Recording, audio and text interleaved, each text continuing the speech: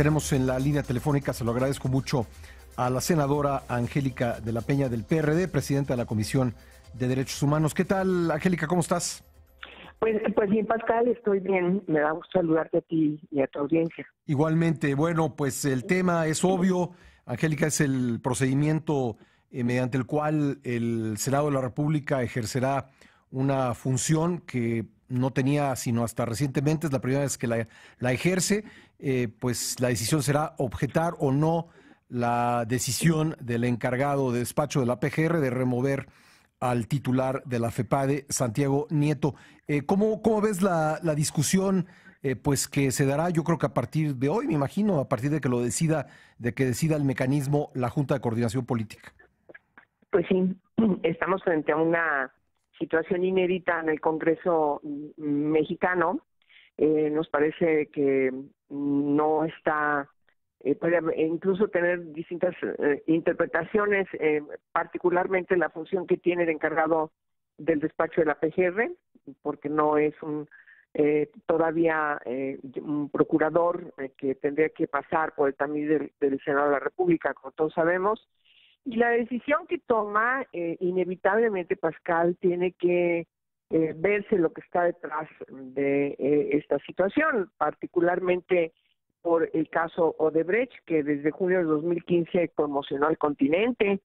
Hay que recordar que este gran empresario brasileño, Marcelo Odebrecht, de repente es perseguido por la justicia, aprendido por la policía brasileña, y de ahí empieza una caída terrible en todo el continente, prácticamente los principales países, en donde México se me queda un poco al margen, pero ahora ya es inevitable ver la trascendencia de estos sobornos a instituciones, a funcionarios de primer nivel en prácticamente más de la mitad del continente americano. Entonces, es lo que está detrás, finalmente. Entonces, ¿por qué si la PGR tiene dos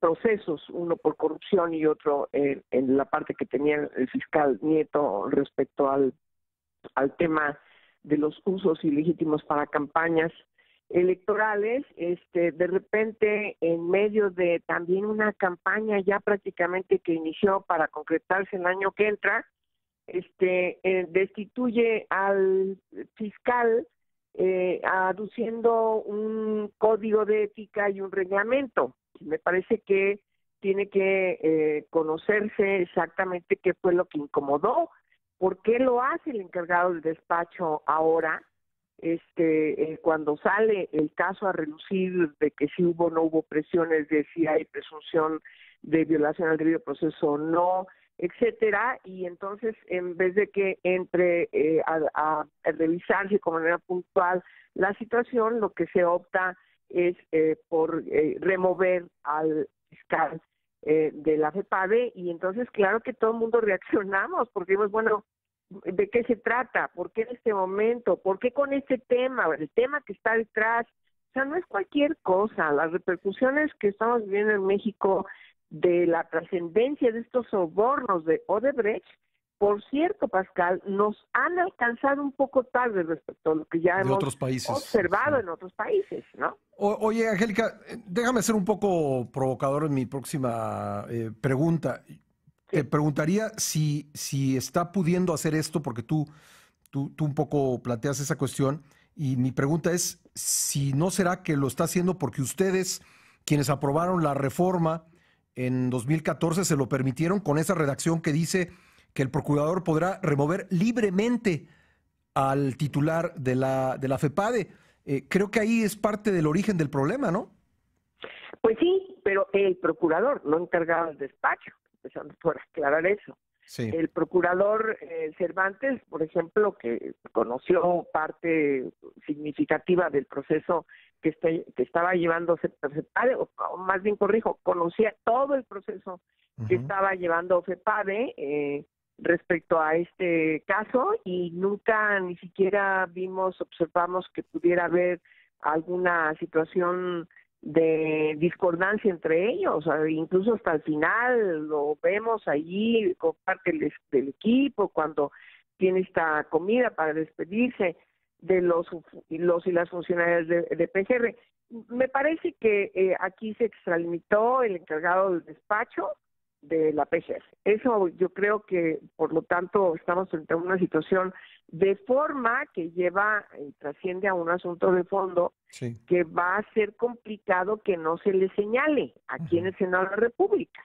Eso está claramente ya establecido. Ayer lo plantearon perfectamente bien los coordinadores de 3 grupos parlamentarios, lo hemos escrito, nos plantean puntos de acuerdo, que es inusitado además que un encargado del despacho de una institución tan importante como la PGR, que además está en el debate público respecto de la corrección que tenemos que hacer al pase automático para que no trascienda que quien está al frente de la PGR se vaya automáticamente a la Fiscalía General de la República. Sí. Entonces, el asunto no es una papa caliente, por decirlo coloquialmente, Pascal. Entonces, esto viene pues a fomentar mucho mayor inconformidad, mayor suspicacia respecto de que, a ver, qué es lo que estaba empezando a salir de la investigación, que por cierto, la de corrupción, nos dijo Cervantes que ya la tiene, ¿dónde está?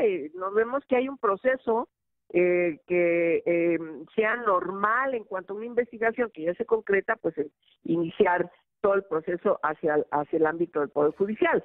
Entonces, sí hay un problema.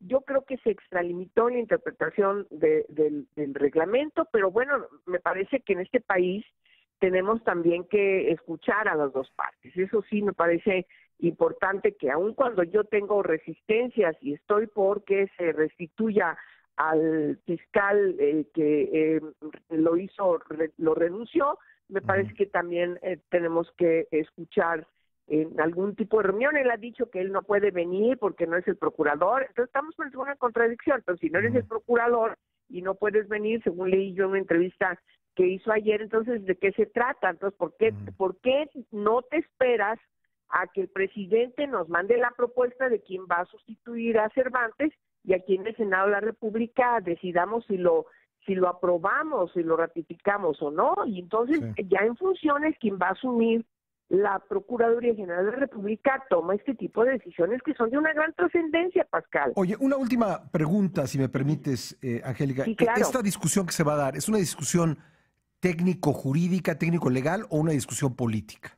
Yo creo que todas las vertientes que tú acabas de mencionar van a estar en la discusión, porque no podemos dejar de obviar que ya estamos en un proceso electoral. Sí. No podemos dejar de obviar que además una de las cuestiones de las vertientes de la investigación tiene que ver respecto de si esos sobornos que Odebrecht le dio a funcionarios mexicanos o a personalidades mexicanas pudieron tener otro cauce, además la parte privada, apoyar en este caso pues, la investigación de tipo electoral. La FEPADE se encarga de revisar, de investigar lo relacionado con los delitos electorales, ¿no? Pues muy bien, Angélica de la Peña, te agradezco mucho estos minutos para el programa. Obviamente vamos a estar muy atentos a esta discusión.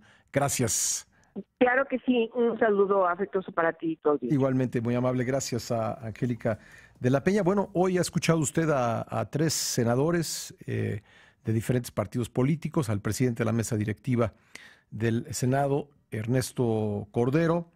Ha escuchado también a Ana Lilia Herrera, presidenta de la Junta de Coordinación Política, panista el primero, priista la segunda, y ahora Angélica de la Peña, senadora del PRD. Ahí tiene usted distintas posiciones sobre esta misma cuestión que tendrá que discutir en los siguientes días, a más tardar el viernes de la próxima semana.